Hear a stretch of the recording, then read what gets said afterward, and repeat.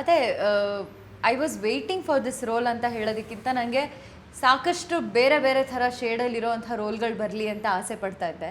And ನನ್ನ initial ಡೇಸಲ್ಲೇ ಚಲನಚಿತ್ರರಂಗದಲ್ಲಿ ಇಂಥ ಒಂದು ಒಳ್ಳೆ ಪಾತ್ರ ಸಿಕ್ತು.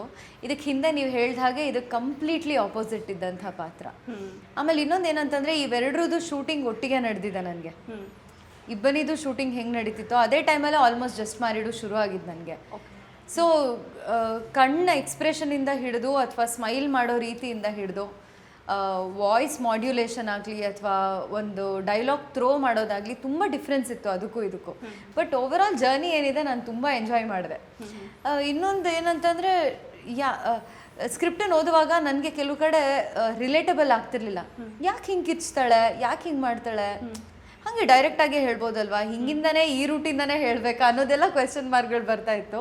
ಅದು ನನಗೆ ಇಂಟ್ರೆಸ್ಟಿಂಗ್ ಅನಿಸ್ತು. ರಿಲೇಟಬಲ್ ಅಲ್ಲದೇ ಇರೋ ಅಂಥ ಕ್ಯಾರೆಕ್ಟರ್ನ ತಗೊಂಡು ಅವಳಿಗೆ ರಿಲೇಟ್ ಆಗೋದಕ್ಕೆ ಶುರು ಮಾಡೋ ಅಂಥ ಜರ್ನಿ ಇದೆಯಲ್ಲ, ಓಕೆ ಏನೋ ಇರಬೇಕು, ಓಕೆ ಇವಳೇನೋ ಈ ಥರ ಯೋಚನೆ ಮಾಡ್ತಿದ್ದಾಳೆ ಅನ್ನೋದಿದೆಯಲ್ಲ, ಆ ಜರ್ನಿ ಮತ್ತು ಪ್ರಾಸೆಸ್ ತುಂಬ ಚೆನ್ನಾಗಿತ್ತು. ಆ್ಯಂಡ್ ಬಾಬಿ ಮ್ಯಾಮ್ ಅದಕ್ಕೆ ತುಂಬ ಹೆಲ್ಪ್ ಮಾಡಿದ್ದಾರೆ ನನಗೆ.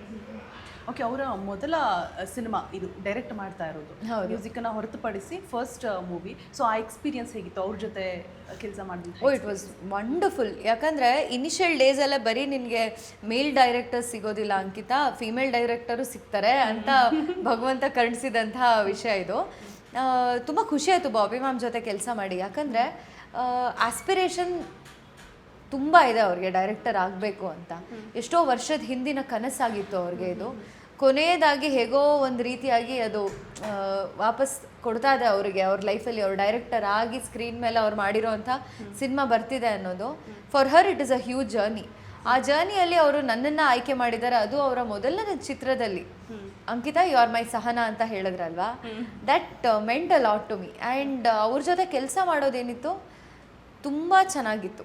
ನಾನು ತುಂಬ ಕಡೆ ಹೇಳಿದ್ದೀನಿ, ಒಂದು ಮಹಿಳಾ ನಿರ್ದೇಶಕಿ ನಿರ್ದೇಶನದ ಚೌಕಟ್ಟಲ್ಲಿ ನಿಂತ್ಕೊಂಡು ನೋಡೋ ಅಂಥ ಅಂಶಗಳಾಗಲಿ ಅಥವಾ ಅವಳ ದೃಷ್ಟಿಕೋನ ಏನಿರುತ್ತೆ ಒಂದು ಸ್ವಲ್ಪ ವಿಭಿನ್ನವಾಗಿರುತ್ತೆ ಪುರುಷರಿಗೂ ಹಾಗೂ ಮಹಿಳೆಯರಿಗೂ. ಅದು ನಮಗೆ ಗೊತ್ತಿರೋದು. ಇವ್ರು ಇನ್ನೊಂದು ಕಡೆ ತುಂಬ ಚೆನ್ನಾಗಿ ಹೇಳಿದ್ರು, ಏನಂದರೆ ಒಂಥರ ಅಪ್ಪ ಅಮ್ಮ ಇದ್ದ ಹಾಗೆ ಅನ್ನೋ ಥರ. ಈಗ ಒಂದು ಮಗು ಮೇಲೆ ಅಪ್ಪನಿಗೆ ಎಷ್ಟು ಕಾಳಜಿ, ಮಮತೆ, ಐ ಮೀನ್ ಪ್ರೀತಿ ಇರುತ್ತೋ, ತಾಯಿಗೆ ಅದೇ ಮಮತೆ ಜಾಸ್ತಿ ಇರುತ್ತೆ.